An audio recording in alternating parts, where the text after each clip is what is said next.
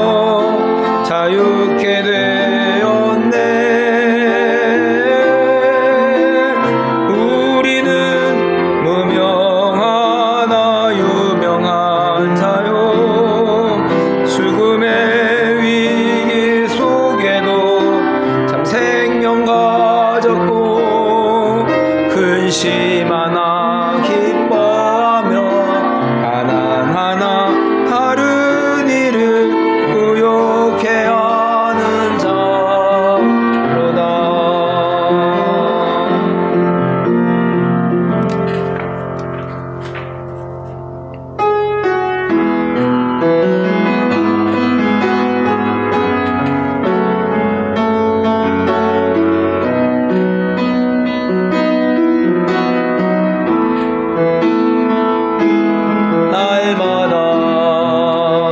쉬는 순간마다 내 앞에 어려운 일 보내 주님 앞에 이 몸을 맡길 때 슬픔 없네 두려움 없네 주님의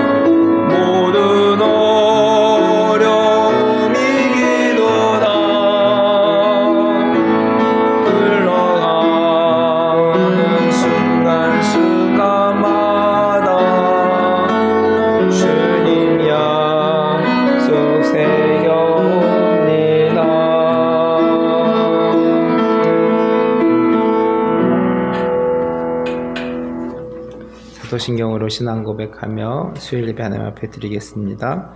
나는 전능하신 아버지 하나님 천지의 창조주를 믿습니다.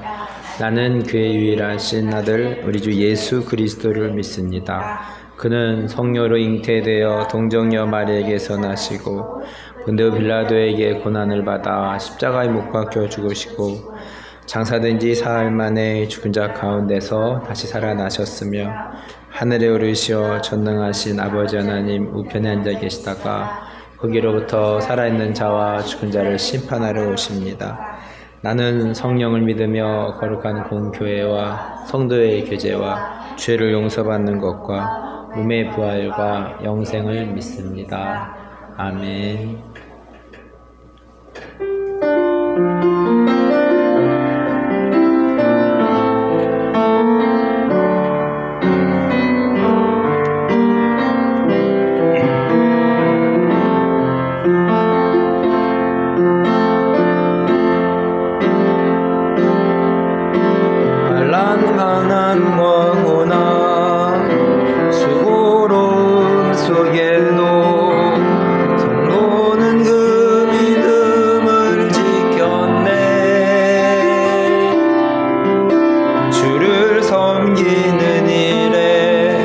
자신을 다드리며 진리의 말씀과 성령으로 그 길을 걸었네. 그리스도 안에서 새롭게 하시고 그리스도로 인하여 자유케 되었네.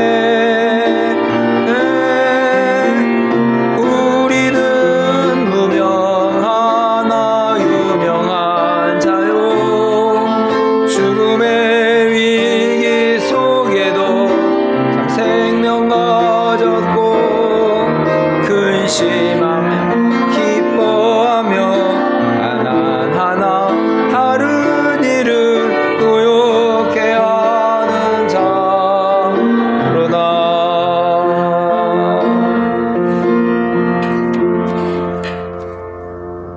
기도하겠습니다. 하나님 아버지 고맙습니다. 3일 밤 예배로 인도해 주셔서 감사드립니다. 하나님의 말씀이 힘이 잊어가는 세상 가운데서 세대 속에서 하나님 또 주중에 가운데 있는 수요일을 더 기억하며 예배의 자리로 인도해 주셔서 감사합니다. 하나님 계속되어지는 계시록의 말씀을 통하여서 또 처음이요 마지막 되신 예수 그리스도가 또 마지막 때에 우리에게 말씀하시는 또 경고의 말씀과 책망의 말씀과 사랑의 말씀들을 우리가 마음속에 새기고 다시 오실 주님을 우리가 바라보면서 하나님 또 기대하면서 이 땅을 살아가면서 이 마지막 때에 우리가 지혜로운 기름을 준비하는 다섯 처녀가 될 수 있기를 원합니다. 공부하는 아이들에게 또 직장에서 가정에서 처한 곳곳에서 있는 우리 사람들을 지체들을 기억하여 주시고 하나님 처한 곳곳에서 환경은 다르지만 하나님을 예배하며 찬양하는 하나 가족들 되어줄 수 있도록 기도합니다. 오늘도 해외에서 국내에서 외국인들을 또 복음을 전하시는 선교사님들을 기억하여 주시고 영육간의 강건함으로 또 맡겨진 일들 보이지 않는 곳에서 성실히 감당하는 주의 귀한 종들 되어줄 수 있도록 기도합니다. 또 요한계시록을 보면서 여러 가지 재앙의 일들을 살필 때마다 2023년을 살아가고 있는 지금의 때가 아닌지 또 염려스럽고 걱정이 되곤 합니다. 하나님 어두워져가는 세상 가운데서 우리가 하나님의 말씀 가운데 굳게 서고 또 세상에 흔들리지 않고 주의 말씀 가운데 굳게 서는 하나 가족들 되어줄 수 있도록 주께서 인도하여 주시옵소서. 여러 가지 모양으로 사단이 우리를 방해하고 있지만 주님의 굳건한 믿음 가운데서 승리하는 하나 가족들 되어줄 수 있도록 인도하여 주옵소서. 연약한 자들을 기억하여 주시고 강건케 하여 주시고 내 영혼이 잘된 같이 범사가 잘되는 축복 가운데 살아갈 수 있게 하옵소서. 예배 시종을 준비 의탁하옵고 예수님의 이름으로 기도하였습니다. 아멘.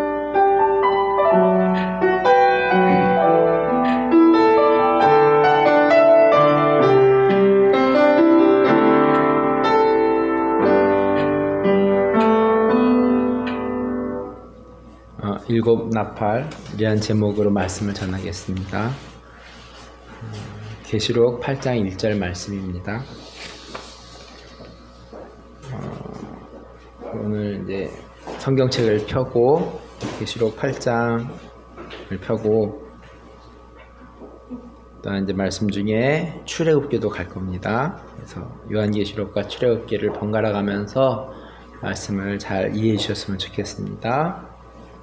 요한계시록 8장 1절 말씀 읽겠습니다.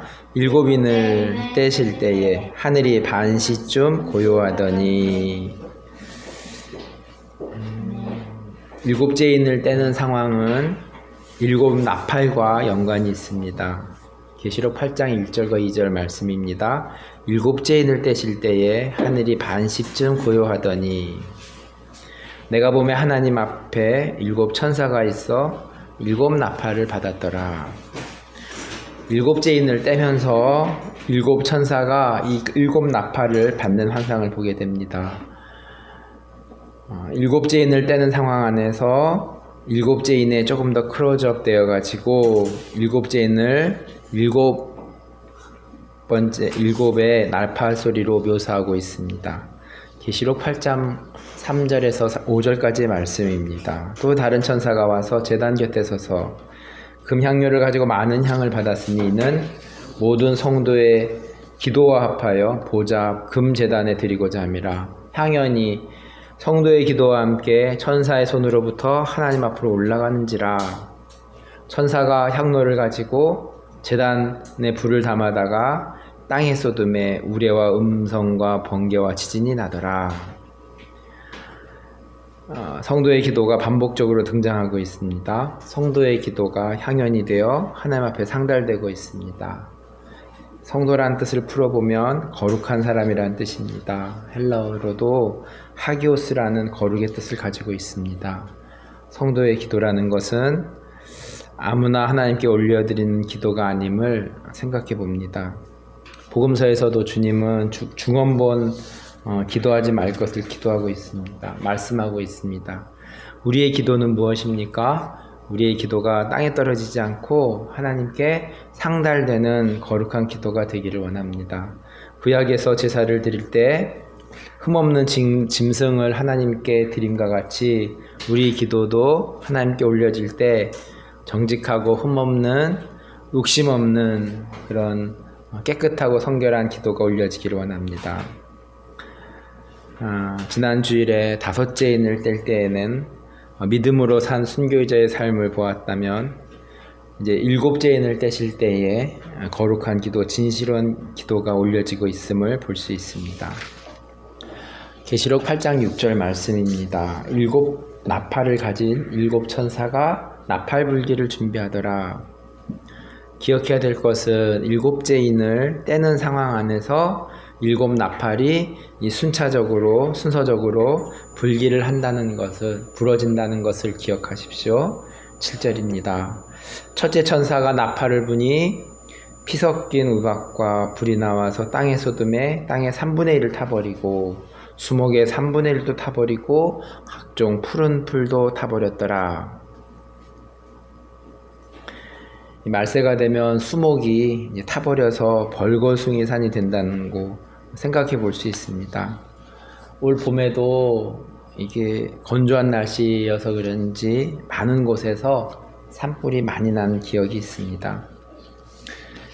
길가에 플라타너스 나무를 보면서 하나님을 생각할 때가 있었으면 좋겠고, 또 순천에 푸른 산들이 많은데 이런 산들을 보면서도 하나님을 생각할 수 있었으면 좋겠습니다.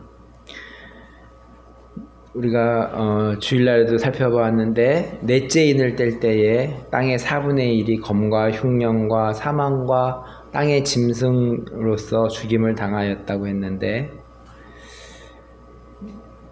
첫째 천사가 나팔을 불었을 때 이제 땅에 3분의 1이 타버립니다. 이제 4분의 1에서 3분의 1까지 이 재앙이 이제 더 심해지고 있습니다. 8절입니다. 둘째 천사가 나팔을 부니 불붙는 큰 산과 같은 것이 바다에 던져짐에 바다의 3분의 1이 피가 되고, 9절 바다 가운데 생명 가진 피조물들의 3분의 1이 죽고 배들의 3분의 1이 깨지더라. 첫째 천사가 나팔을 불었을 때 피 섞인 우박과 불이 땅에 떨어졌는데, 두 번째는 바다에 불이 떨어져 바다가 피가 되고 바다의 물고기들이 3분의 1이 죽게 되었다고 했습니다.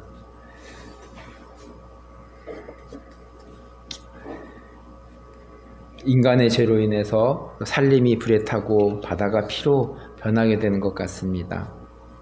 인간의 죄가 자연 상황에도 영향을 미친다는 것을 알게 됩니다. 10절입니다. 셋째 천사가 나팔을 부니 횃불같이 타는 큰 별이 하늘에서 떨어져 강들의 3분의 1과 여러 물샘에 떨어지니 11절 이 별의 이름은 쓴쑥이라. 물의 3분의 1이 쓴쑥이 되매 그 물이 쓴 물이 되므로 많은 사람이 죽었더라. 제가 어렸을 때는 운동장에 가서 수돗물에 입을 대고 물을 먹었는데 지금은 물을 그냥 사 먹습니다. 어렸을 때는 상상도 못한 일인데 그것이 현실이 되었습니다. 12절입니다. 넷째 천사가 나팔을 부니 해 3분의 1과 달 3분의 1과 별들의 3분의 1이 타격을 받아 그 3분의 1이 어두워지니 낮 3분의 1은 비추임이 없고 밤도 그러하더라.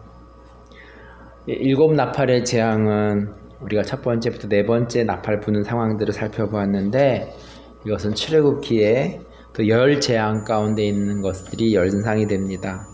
첫째 천사가 나팔을 불었을 때 우박과 불이 땅에 떨어졌다는 것은 출애굽 시기에 7번째 재앙인 우박을 내리시는 재앙이 연상이 됩니다.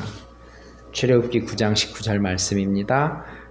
이제 내 사람을 보내어 내 가축과 내 들에 있는 것을 다 모으라. 사람이나 짐승이나 물에 들이 있어서 집에 돌아오지 않는 것들에게는 우박이 그 위에 내리리니 그것들이 죽으리라 하셨다 하라 하시니라.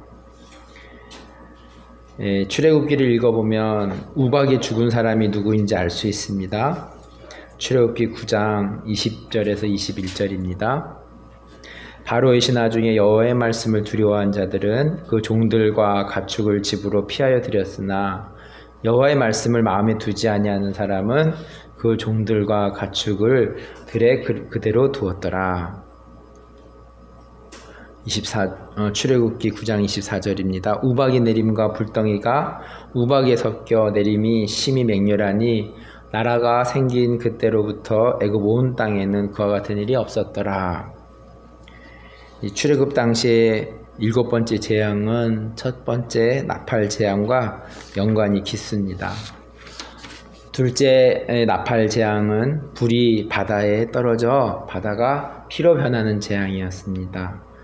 세 번째 나팔은 불이 강에 떨어져 강이 생물이 죽는 현상이었습니다. 이는 출애굽기의 첫 번째 재앙입니다. 출애굽기 7장 17절입니다. 여호와가 이같이 이르노니 내가 이로 말미암아 나를 여호와인 줄 알리라. 볼지어다 내가 내 손에 지팡이로 나일강을 치면 그것이 피로 변하고 18절 나일강의 골기가 죽고 그 물에는 악취가 나리니 애굽 사람들이 그 강물 마시기를 싫어하리라 하라. 이제 넷째 천사가 나팔을 불 때는 해달 별들이 타격을 받아 어두워지는 현상이라고 했습니다. 이것은 출애굽기의 9번째 재앙과 연상이 됩니다. 출애굽기 10장 22절과 23절입니다. 모세가 하늘을 향하여 손을 내밀매 캄캄한 흑암이 3일 동안 애굽 온 땅에 있어서 그동안 사람들이 서로 볼 수 없으며 자기 처소에서 일하는 자가 없으되 온 이스라엘 자손들이 거주한 곳에는 빛이 있었더라. 넷째 천사가 나팔을 불 때에도 해달 별들의 3분의 1이 타격을 받았으니 어두워지는 부분이 있지만 밝은 부분이 있음도 암시할 수 있습니다. 이 세상은 어두워져 가고 있습니다. 어두워져 가는 세상에서 우리는 어떻게 살아야 될까요? 하나님의 말씀은 어두워져 가는 세상에서 또 하나님의 말씀을 두려워하며 살았던 바로의 신하 중 한 사람이 되어야 되지 않겠나 생각해 봅니다. 계시록 8장 13절 말씀입니다. 내가 또 보고 들으니 공중에 날아가는 독수리가 큰 소리로 이르되 땅에 사는 자들에게 화화화가 있으리니 이는 새 천사들이 불어야 할 나팔 소리가 남아 있음이로다 하더라. 지금까지 첫 번째 천사가 나팔 불기를 시작해서 네 번째 천사가 나팔 부는 것까지의 재앙을 살펴보았습니다. 13절에 3번 반복된 화화화는 다음에 살펴볼 5번째 나팔, 또 6번째 나팔, 7번째 나팔과 연관이 있습니다. 정리해 봅니다. 불이 땅에 떨어져 땅의 3분의 1이 타버렸고, 불이 떨어져 피바다가 되어버렸고, 불이 강들과 생물을 죽게 되었습니다. 그리고 해달별들이 타격을 받아 어둠이 임했습니다. 출애굽 시기에도 그렇고 마지막 시대에도 동일합니다. 출애굽 시기에 열 재앙은 이스라엘을 구원하려는 목적이 있음과 같이 마지막 시대의 재앙도 믿는 자들을 구원하려는 하나님의 목적이 있음을 우리가 알아야 될 것입니다. 어두워져가는 세상 가운데서 빛을 발하는 우리 하나 가족들이 될 수 있기를 기도합니다. 구원에 참여하는 하나 가족이 될 수 있기를 기도합니다. 말씀을 기억하면서 우리 함께 기도하는 시간 갖도록 하겠습니다. 계속적인 계시록의 말씀을 통하여서 어두워져가는 세상들을 재앙과 어둠이 임하여지는 것들을 계시록의 말씀을 통해서 살펴봅니다. 마지막 때를 살아가면서 우리들의 모습, 우리들의 현 상황은 아닌지 되돌아보면서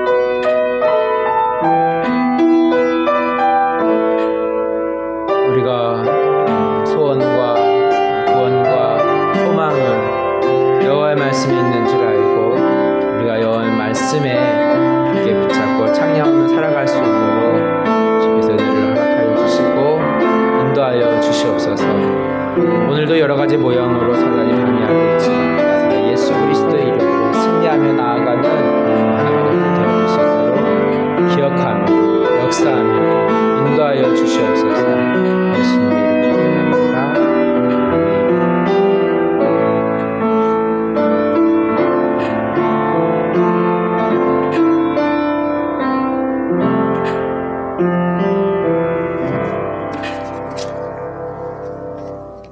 기도문으로 예배를 마치겠습니다.